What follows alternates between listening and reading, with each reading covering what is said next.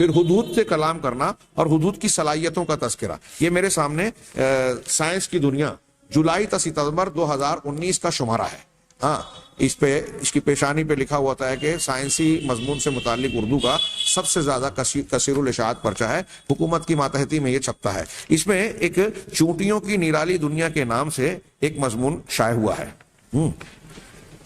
مضمون میں چونٹیوں کا پورا تعارف، ان کی آنکھ، ان کا سر، ان کا پیر، اس کا رنگ، کیسے کیسے رنگ کی ہوتی ہیں، ان کی کتنی قسمیں ہوتی ہیں، کئی ہزار قسمیں، ایک ایک درخت پر کئی کئی سو قسموں کی چونٹیاں پائی جاتی ہیں. اس کا تذکرہ کرتے ہوئے ناک، پر، پیٹ، ٹانگیں، دماغ، اس کی خصوصیات، یہ سب بیان کرتے ہوئے بیچ میں جو چیزیں ہمارے لیے ضروری ہیں، میں صرف 2-3 چیزوں کو سرسری طور سے پیش کروں. ایک عنوان قائم کیا کہ زبان. دیکھیے قرآن کہہ رہا ہے 1400 سال پہلے سلیمان علیہ السلام نے چونٹی کی بات چیت سنی، ہنسے، حدود سے بات چیت کی، کلام کیا. اللہ کے نبی صلی اللہ علیہ وسلم ایک باغ میں گئے، اونٹ نے آپ سے شکایت کی، آپ نے اس کی شکایت سنی اور پھر شکایت دور بھی کی. آپ نے جو ہے اور بھی جانوروں سے کلام کیا، جمادات کی آواز سنی، سلام سنا.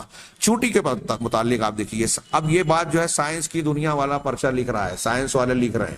عقل پرست جو قرآن میں سوال اٹھاتے ہیں، منکرین حدیث جو حدیثوں کو عقل کے خلاف ہونے پر رد کر دیتے ہیں، کیا وہ اسے مان لیں گے اور اسے مان لینے میں وہ ایمان والے کہلائیں گے؟ چونٹی کی زبان کے بارے میں کہا کہ چونٹی کی اپنی زبان، جس کو انگریزی میں انہوں نے لکھا وے آف کمیونیکیشن، ہاں کمیونیکیشن کا راستہ ہوتی ہے.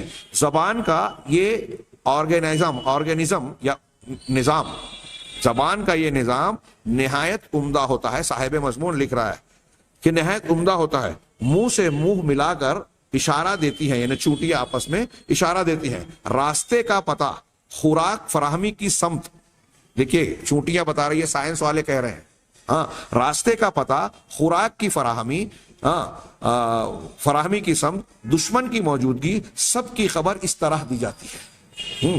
اس میں تنفس کے عمل کا بحث کی، وزن بحث کی، ان کی کیا کیا خوراک ہوتی ہے اس پر بحث کی. اس میں کچھ چیزیں بڑی معلوماتی ہیں. یہاں عمر کا بھی ذکر کیا کہ کیڑے مکوڑوں میں ان کی عمر طویل ہوتی ہے، اس کی عمر 1 سے 10 برس تک ہوتی ہے. آگے انہوں نے ایک جملہ لکھا، میں صرف وہ پیش کرنا چاہتا ہوں. موت کا عنوان کہیں گے چونٹی کے مرنے پر جنازہ نکالا جاتا ہے اور باقاعدہ اسے دفن بھی کیا جاتا ہے. چونٹیوں کا جنازہ نکلتا ہے، دفن بھی کیا جاتا ہے. اور پھر معاشرتی زندگی کے عنوان کے تحت کا چونٹیوں کی معاشرتی زندگی، یہ دیکھیے جو کیلانی صاحب نے پیش کیا تھا اور جو قرآن میں اشارہ موجود ہے. چونٹیوں کی معاشرتی زندگی بے حد منظم ہوتی ہے، مختلف کالونیوں میں رہتی ہیں، مگر کبھی ان کے آپس میں جھگڑے نہیں ہوتے. دوسری قوم کی قبیلے کی چونٹیوں سے کبھی ہوتا ہے تو اس کا تذکرہ بھی مضمون میں دوسرے مقام پر ہے. چونٹیوں کے الگ الگ گروہوں کی خوشبوئیں مختلف ہوتی ہیں. ایک کی خوشبو والی چونٹیاں ایک کالونی میں رہتی ہیں. رانی چونٹی ہر کالونی میں ایک اور بعض اوقات ایک سے زائد ہوتی ہیں. وہ مطلق العنان حکمراں ہوتی ہے. رانی کا کام نسل کو آگے بڑھانا ہوتا ہے. وہ انڈے نہیں دیتی بلکہ اس کے جسم سے ایک مادہ نکلتا ہے جو سوکھ کر انڈوں کی شکل اختیار کر لیتا ہے. رانی اس مادے کو پھینک دیتی ہے. جب اس میں سے بچے نکل آتے ہیں تب ملازم چونٹیاں، دیکھیے ان کا ایک کام کرنے والی چونٹیاں، ملازم چونٹیاں ان کی پرورش کرتی ہیں. دشمن حملہ کرے تو حفاظت کرتی ہیں. رانی چونٹی فرٹائل اینٹ، اب یہ جو بھی اس کا تلفظ ہو، کہلاتی ہے. اور نر چونٹی یعنی ڈرون نکھٹو کہلاتی ہے. محل میں نر اور مادہ دونوں طرح کی چونٹیاں رہتی ہیں. نر چونٹی کے پر ہوتے ہیں جو نوچ کر پھینک دیے جاتے ہیں، جس سے وہ جلد ہی مر جاتے ہیں. مادہ چونٹی کی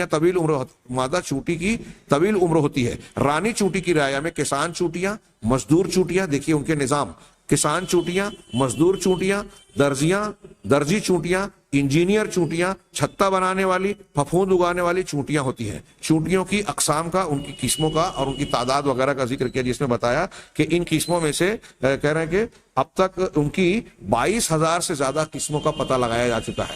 چونٹیوں کی 22,000 سے زیادہ قسموں کا پتہ لگایا جاتا ہے. ان قسموں میں سے 12,500 کو مزید تک منقسم کیا جا سکتا ہے. اکثر ایک ہی پیڑ پر 43 سے زیادہ اقسام کی چونٹیاں نظر آتی ہیں. یہاں اور بھی کچھ باتیں کی گئی ہیں. ایک بیچ کا اقتباس پیش کر کے میں درس کو ختم کروں کہ بل میں باقاعدہ اسٹور روم ہوتے ہیں. چونٹیوں کے بل کہاں کہاں ہوتے ہیں؟ یہ کھیت کھلیان، باغ بغیچوں، سنسان ویران مقامات، گھر وغیرہ میں بل بناتی ہیں. بل میں باقاعدہ اسٹور روم ہوتے ہیں جن میں وہ کسانوں کی طرح اناج کا ذخیرہ کرتی ہیں. اکثر بارش کے پانی سے اناج نم ہو جاتا ہے. نم ہونے پر پر وہ اناج کو دھوپ میں سکھاتی ہیں. غور کیجئے. ہاں، چونٹیوں کے زمین دوز گھروں میں اناج کا اتنا بڑا ذخیرہ ہوتا ہے کہ قحط کے دنوں میں ان کے گھروں کو کھود کر اناج حاصل کیا جا سکتا ہے. اتنا بڑا ذخیرہ اناج حاصل کیا جا سکتا ہے قحط کے دنوں میں. ایک چونٹی جیسے ہی اناج دیکھتی ہے فوراً دوسری چونٹی کو خبر دیتی ہے، پھر سب مل کر اناج کو اپنے بلوں میں لے جاتی ہیں. ہاں، اور پھر کس طریقے سے تقسیم کرتی ہیں اس کا طور طریقہ. پھر آگے کے مضمون میں الگ الگ، جیسے انجینئر چونٹیاں، مویشی پالنے والی چونٹیاں، پھپھوند اگانے والی چونٹیاں، اور چھتا بنانے والی چونٹیاں، مزدور چونٹیاں، درزی چونٹیاں، ان سب کا تعارف فوجی چونٹیاں کیا گیا ہے. جاسوس چونٹیاں بھی ہوتی ہیں، سلور چونٹیوں کا بھی تذکرہ کیا ہے. چونٹیوں میں ایک جملہ جو اس میں بیچ میں انہوں نے ہائی لائٹ بھی کیا کہ چونٹیوں میں ڈسپلن کی پابندی، محنت کی قدر، طاقت کے اس کا صحیح استعمال، اتفاق کی اہمیت، مضبوط ارادوں جیسی خصوصیات پائی جاتی ہیں جو انسان کے لیے بھی نعمت ہے. قرآن نے اس کی طرف اشارہ کیا. جیسے چونٹیوں کے بارے میں کہا ویسے ہی شہد کی مکھیوں کے بارے میں کہا. انشاءاللہ اس کا تذکرہ آگے دروس میں ہم سرسری طور سے کریں گے. شہد کی مکھیوں کا نظام، ان کا زبردست طریقہ شہد بنانے کا اور چھتا بنانے کا طریقہ، اور پھر ان کے درمیان نظام کے ساتھ ایک انتہائی قیمتی مشروب کو اللہ تعالیٰ کے حکم سے جو ہے فراہم کرنا، جسے شہد کہا جاتا ہے، جس میں اللہ نے شفا رکھی ہے. یہ ساری چیزیں آپ اس تناظر میں دیکھیے کہ اللہ تعالیٰ کہہ رہا ہے کہ جتنے بھی پرندے چرندے جانور ہیں اس میں تمہاری طرح امثال ہیں. اور پھر قرآن نے کہا کہ تمہارے لیے انعام میں، چوپایوں میں عبرت اور نصیحت کا سامان ہے. ابھی انشاءاللہ یہ عبرت اور نصیحت کے سامان، اس سے متعلقہ کچھ چیزوں کو ہم آئندہ دروس میں بھی جانیں گے. اللہ تعالیٰ ہمیں خیر کی توفیق دے. وآخر دعوانا ان الحمد للہ رب العالمین.